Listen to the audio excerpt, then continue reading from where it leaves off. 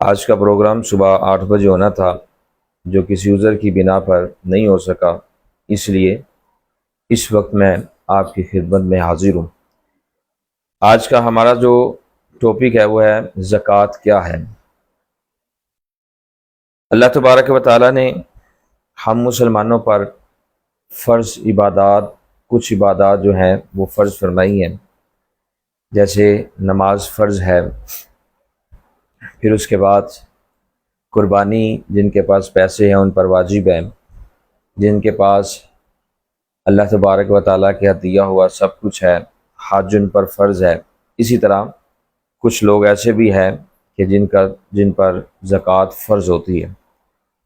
زکوٰۃ دینے والا اللہ تبارک و تعالیٰ کو کتنا پسند ہے، وہ بندہ کتنا پسند ہے جو اللہ تبارک و تعالیٰ کی راہ میں زکوٰۃ دیتا ہے، پھر اس کی تبلیغ بھی کرتا ہے۔ سورہ مریم کی آیت نمبر 55 میں حضرت سیدنا اسماعیل علیہ السلام کا ذکر پاک کرتے ہوئے اللہ تبارک و تعالیٰ نے ارشاد عظیم فرمایا کہ وَكَانَ يَأْمُرُ أَهْلَهُ بِالصَّلَاةِ وَالزَّكَاةِ، اور وہ سیدنا اسماعیل علیہ السلام اپنے گھر والوں کو نماز اور زکوٰۃ کا حکم دیتے۔ وَكَانَ عِندَ رَبِّهِ مَرْضِيًّا، اور وہ اپنے رب کریم کو پسند تھے۔ پتہ چلا کہ جو اپنے گھر والوں کو نماز کا حکم دے، اپنے گھر والوں کو زکوٰۃ کا حکم دے، وہ بندہ رب ذوالجلال کو بڑا ہی پیارا لگتا ہے۔ اسماعیل علیہ السلام اپنے گھر والوں کو نماز کا بھی حکم دیتے تھے، زکوٰۃ کا بھی حکم دیتے تھے۔ اپنے گھر میں جتنی بھی فیملی ہے، پھر اس کے بعد باہر جاتے ہیں، دوست و احباب ہیں، پھر عزیز و قریب ہے، جہاں تک چل سکے، جہاں تک ہو سکے انسان کو چاہیے کہ وہ تبلیغ کرے، نماز کا حکم دے۔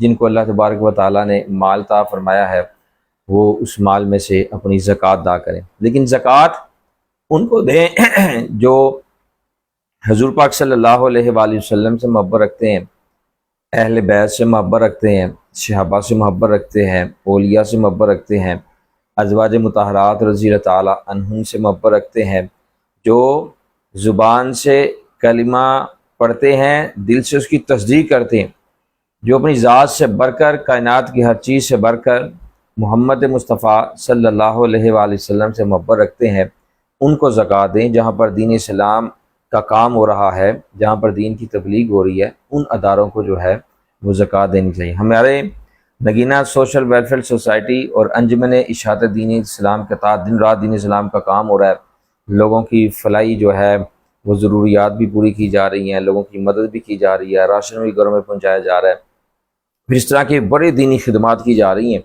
تو جن کی زیر سرپرستی صاحبزادہ والا شان پیر طریقت و رہبر شریعت پیر بشیر احمد یوسفی صاحب مدد ذیل العالی، اور صاحبزادہ والا شان پیر طریقت و رہبر شریعت پیر مفتی خلیل احمد یوسفی صاحب مدد ذیل العالی ارشاد فرما رہے ہیں، تو ان کی زیر سرپرستی، ان کے سائے میں یہ سارا کام، اور بابا سرکار منیر اسلام رحمۃ اللہ تعالیٰ علیہ کے فیضان سے یہ دین اسلام کا کام دن رات ہو رہا ہے۔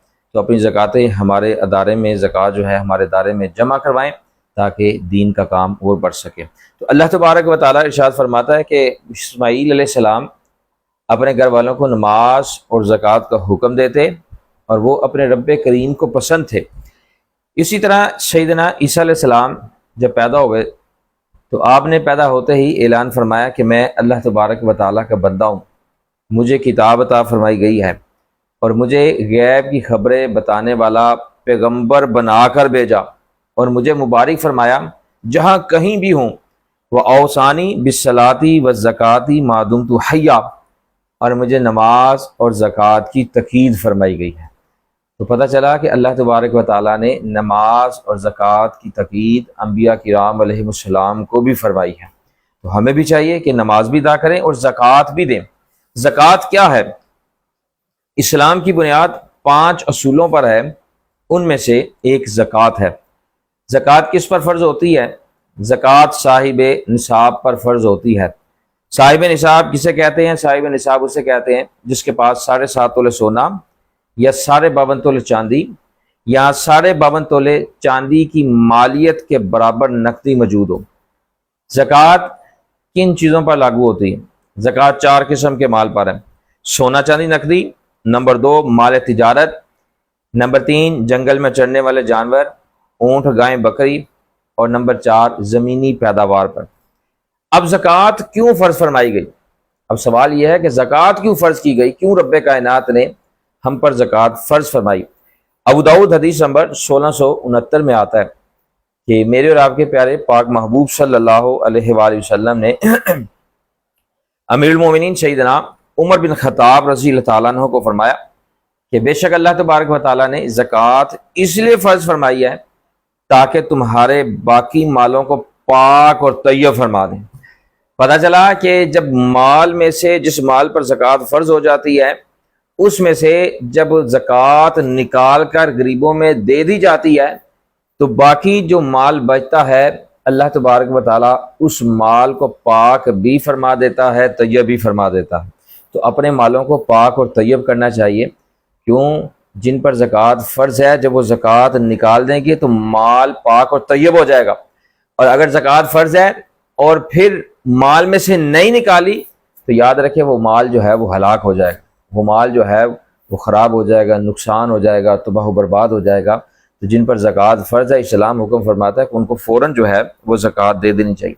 اب مال پر زکوٰۃ کب فرض ہوتی ہے؟ حضرت سیدنا عبداللہ بن عمر رضی اللہ تعالیٰ عنہ فرماتے ہیں کہ نبی رحمت حضور سیدنا رسول اللہ صلی اللہ علیہ وآلہ وسلم نے ارشاد مبارک فرمایا کہ جس نے مال حاصل کیا یعنی مالدار بنا اس پر زکوٰۃ فرض نہیں جب تک کہ اس مال پر سال نہ گزرے۔ اگر مال پر پیسوں پر سال گزر چکا ہے تو پھر اس مال پر جو ہے وہ زکوٰۃ فرض ہو جاتی ہے، اور اگر مال پر سال نہیں گزرا تو پھر زکوٰۃ جو ہے وہ فرض نہیں ہوتی۔ کیا زکوٰۃ فرض ہونے سے پہلے بھی ادا کی جا سکتی؟ جی ہاں، زکوٰۃ فرض ہونے سے پہلے بھی ادا کی جا سکتی ہے۔ امیر المومنین سیدنا علی المرتضیٰ رضی اللہ تعالیٰ عنہ فرماتے ہیں کہ حضرت سیدنا عباس رضی اللہ تعالیٰ عنہ نے حضور پاک صلی اللہ علیہ وآلہ وسلم سے زکوٰۃ فرض ہونے سے پہلے ادا کرنے کے بارے میں پوچھا، آقا پاک علیہ الصلوۃ والسلام نے انہیں اس کی اجازت عطا فرما دی۔ جس پر جتنی زکوٰۃ فرض ہے وہ مہینے کے ہر مہینے دیتا رہے، ہر مہینے زکوٰۃ دیتا رہے، بعد میں سال بعد حساب کرے، جتنی زکوٰۃ بنتی ہے اس میں سے جتنا وہ دے چکا ہے اس کو مائنس کر لے، بقایا زکوٰۃ ادا کر دے تو اس کی زکوٰۃ ادا ہو جائے گی۔ وہ کون سے لوگ ہیں جن کو زکوٰۃ نہیں دی جا سکتی؟ سادات کرام، ماں باپ، دادا دادی، بیٹا بیٹی اور پوتا پوتی کو زکوٰۃ، ماں باپ، دادا دادی، بیٹا، پوتا پوتی کو زکوٰۃ نہیں دی جا سکتی، اور کافر کو بھی زکوٰۃ نہیں دی جا سکتی۔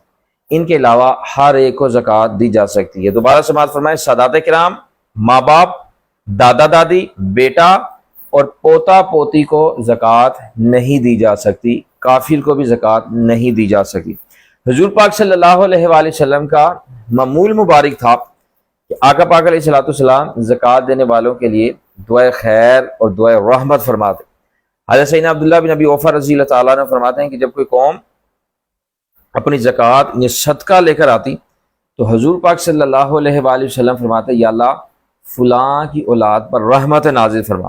فرماتے میرے والد گرامی ابی اوفا رضی اللہ عنہ صدقہ زکوٰۃ لے کر آئے تو آقا پاک علیہ الصلوۃ والسلام نے فرمایا یا اللہ ابی اوفا رضی اللہ عنہ کی اولاد پر رحمت نازل فرما۔